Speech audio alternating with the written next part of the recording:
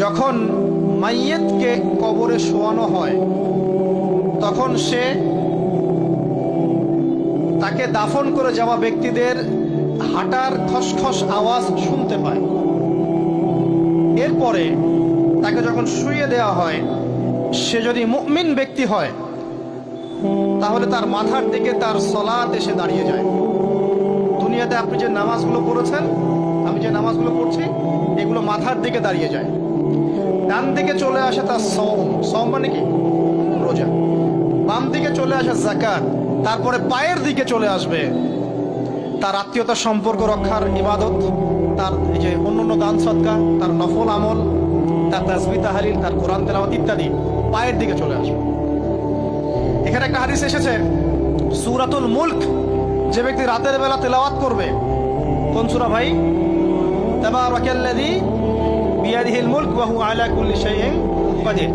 এই সূরা যে ব্যক্তি রাতের বেলা করে তেলাওয়াত করবে, ইনশাআল্লাহ সূরা মুলক কবরে তার সাথে থাকবে এবং কবর আযাব থেকে সূরা মুলক তাকে বাঁচাবে ইনশাআল্লাহ। আমি বুঝাচ্ছি যে কি অবস্থাটা হবে। এবার দুজন ফেরেশতা মাথার দিক থেকে আসবেন, আসতে চাইবেন, সালাত বলবে এখান দিয়ে আসা যাবে না, এদিক দিয়ে আসা যাবে না। ডান দিক দিয়ে আসতে চাইবেন, এদিক দিয়ে আসা যাবে না। বাম দিক দিয়ে আসতে চাইবেন, যাকাত বলবে এদিক দিয়ে আসা যাবে না।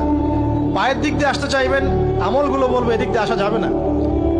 তারপরেও তারা আসবেন, চোখগুলো হবে নীল এবং কালো বর্ণের, নীলাপ চোখের, কালো।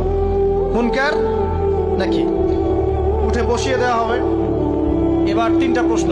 প্রথমে প্রশ্ন হচ্ছে কি, মান রব্বুক, তোমার রবকে?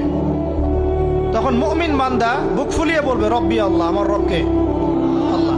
পৃথিবীতে যে ব্যক্তি আল্লাহর সাথে শিরিক করে নাই, আল্লাহ তাওহীদের উপর থেকেছে এবং তার উপরে মৃত্যুবরণ করেছে, ইনশাআল্লাহ সে ব্যক্তি এর উত্তর নির্দ্বিধায় দিতে পারবে ইনশাআল্লাহ।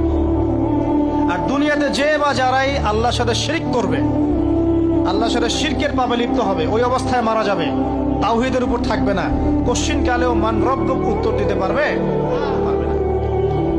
তারপরে প্রশ্ন হয়ে যাবে মা দীনুক, তোমার দিন কি ছিল? মুমিন বান্দা উত্তর দিবে কি? দীন ইসলাম, আমার দিন ছিল ইসলাম। এখানে শুনে রাখেন, পৃথিবীতে যারা ইসলামকে পরিপূর্ণরূপে পালন করবে তারাই এই উত্তর দিতে পারবে ইনশাআল্লাহ। যারা ইসলামকে ঠাট্টা বিদ্রুপের হাসি তামাশার পাত্র বানিয়েছে, মন চাইলে কিছু করি, মন চাইলে কিছু করি না, সহজগুলো একটু আমল করি, বাকি কিছুর আমল ধারি না, হ্যাঁ, নামাজ পড়ি, সুদ ছাড়তে পারি না, ঠিক আছে, বছর বছর ওমরা করি, এদিকে ঘুষ দুর্নীতি ছাড়তে পারি না, ইসলামকে ঠাট্টা তামাশার পাত্র বানিয়েছে, এরা কোশ্চিন কালে উত্তর দিতে পারবে না মা দীনুক। দিনে পরিপূর্ণরূপে ইসলামে প্রবেশ করতে বলেছেন আল্লাহ রাব্বুল আলামিন। যারা পরিপূর্ণরূপে ইসলামে প্রবেশ করবে এবং ইসলামের প্রতিটা মৌলিক বিধান মেনে চলবে, ইনশাআল্লাহ তারা এর উত্তর দিতে পারবে। এরপরে আসবে তৃতীয় প্রশ্ন। নবী সাল্লাল্লাহু আলাইহি ওয়াসাল্লামকে দেখানো হবে। যখন দেখানো হবে তখন সূর্য যখন ডুবে যায়, যে দৃশ্যটা আমরা দেখতে পারি না, ওই দৃশ্যটা ভেসে উঠবে এবং মুমিন বান্দা অস্থির হয়ে যাবে, বলবে আমাকে ছেড়ে দাও, আমি নামাজ পড়বো। সুবহানাল্লাহ। তার কারণ তার কাছে মনে হবে যে আসরের ওয়াক্ত হয়ে গেছে, আসরের ওয়াক্ত হয়ে গেছে, আসরের ওয়াক্ত চলে যাচ্ছে, আমাকে নামাজ পড়তে হবে। চিন্তা করেছেন? ওই যে একটা হাদিস আছে না, যে 7 শ্রেণীর মানুষকে আল্লাহ রাব্বুল আলামিন আরশের ছায়া দিবেন। তার মধ্যে এক শ্রেণীর মানুষকে, যার অন্তর মসজিদের সাথে ঝুলে থাকে, তার মন মসজিদের সাথে ঝুলে ছিল, এই সূর্য ডুবে গেল বলে আমাকে ছেড়ে দাও, আমি নামাজ পড়তে যাব। তখন ফেরেশতারা বলবেন তোমাকে নামাজ পড়তে দেয়া হবে, তবে তার আগে তুমি এর উত্তর দাও। কি উত্তর? এই ব্যক্তির দিকে তাকাও। তখন নবী সাল্লাল্লাহু আলাইহি ওয়াসাল্লামকে দেখানো হবে, সাল্লাল্লাহু আলাইহি ওয়াসাল্লাম দরুদ পড়বেন। বলা হবে যে এই ব্যক্তির সম্পর্কে তোমার কি ধারণা? মান হাযা রাজুলু বুইসা ফীকুম, এই ব্যক্তি কে, যাকে তোমাদের কাছে পাঠানো হয়েছিল? মুমিন ব্যক্তি নির্দ্বিধায় বলে দিবে যে তিনি হচ্ছেন আমার নবী মুহাম্মদুর রাসূলুল্লাহ সাল্লাল্লাহু আলাইহি ওয়াসাল্লাম। দেখুন, পৃথিবীতে যে বা যারাই নবী সাল্লাল্লাহু আলাইহি ওয়াসাল্লামের সুন্নতের উপর আমল করবে, ইনশাআল্লাহ সে তার উত্তর দিতে পারবে। দুনিয়াতে যারা নবীর সুন্নতের 5 পয়সা পরোয়া করছে না, তার আদর্শের 5 পয়সা দাম দিচ্ছে না, তারা কোশ্চিন কালে উত্তর দিতে পারবে না। নাম হতে পারে আব্দুর রহমান, আব্দুর রহিম, নবীর সুন্নতের ধার ধারে না, তারা উত্তর দিতে পারবে না। নবীর সুন্নতের গুরুত্ব কত গভীর, এটা আমাদেরকে এখান থেকে বুঝতে হবে। তাই প্রিয় যুবক ভাইরা, মুসলিম ভাইরা, আমাদের জীবনটাকে নবীর আদর্শ এবং সুন্নতে ঢেলে সাজাতে হবে। সকাল থেকে সন্ধ্যা পর্যন্ত প্রতিটা কাজ করবো কার তরিকায়? রাসূলের তরিকায়। নামাজ পড়বো তার তরিকায়, রোজা, সিয়াম, হজ, জাকাত, আমল, মুআমালাত, আখলাক সব কার তরিকায়? নবী সাল্লাল্লাহু আলাইহি ওয়াসাল্লামের তরিকা অনুযায়ী ইনশাআল্লাহ। আল্লাহ পাক তৌফিক এনায়েত করুন, আমিন।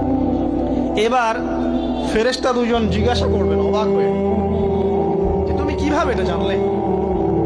তুমি কিভাবে এই তিনটা প্রশ্নের উত্তর দিতে পারলে? কারণ বেশিরভাগ মানুষ তো উত্তর দিতে পারবে না, বেশিরভাগ মানুষই এই উত্তর দিতে পারবে না। কারণ কিয়ামতের মাঠে 1999 জন মানুষ জাহান্নামে যাবে। নাউজুবিল্লাহ। তো এটা কঠিন পরীক্ষা। আল্লাহ রাসূল সাল্লাল্লাহু আলাইহি ওয়াসাল্লাম বলেছেন যে নিশ্চয়ই তোমাদেরকে এখানে পরীক্ষায় ফেলা হবে, আর তোমরা যদি এই পরীক্ষা জেনে তোমাদের মৃতদেরকে দাফন করা থেকে বিরত না থাকতে, তাহলে আমি তোমাদেরকে শুনিয়ে দিতাম কবরে কেমন পরীক্ষা হয়। মানে যদি আমরা শুনতে পারতাম যে কবরে কেমন পরীক্ষা হয়, আমরা ভয়ে আমাদের মৃতদেরকে দাফন পর্যন্ত করতাম না। এটা নবীজি বলছেন সাল্লাল্লাহু আলাইহি ওয়াসাল্লাম। তাকে জিজ্ঞাসা করা হবে যে তুমি কিভাবে জানলে এটা? বেশিরভাগ মানুষ তো পারে না উত্তর দিতে। তখন সেই ব্যক্তি বলে বসবে, সেই ব্যক্তি বলবে যে করাতু কিতাব আল্লাহ, আমি আল্লাহর কিতাব এই কোরআন পড়েছি। মুমিন বলবে আমি আল্লাহর কোরআন পড়েছি, ফাআমানতু বিহি, আমি এর উপর ঈমান এনেছিলাম, ওয়া সাদ্দাকতু, এবং সত্যায়ন করেছিলাম। সুবহানাল্লাহ। অতএব দুনিয়াতে যারা দ্বীনের জ্ঞান অর্জন করছে না, কোরআন পড়ছে না, হাদিস পড়ছে না, পড়াশোনার চেষ্টা করছে না, জানার চেষ্টা করছে না, কবরে পার পাওয়া ডিফিকাল্ট আছে। এটা একটা অন্যতম প্রশ্ন। আমরা কিন্তু মনে করি তিনটা প্রশ্ন হচ্ছে, আসলে প্রশ্ন হচ্ছে কয়টা? 4টা। তিনটার পরে আরো একটা এক্সট্রা। কিভাবে জানলে? তখন উত্তর দিচ্ছে আমি আল্লাহর কিতাব পড়েছি, ঈমান এনেছি,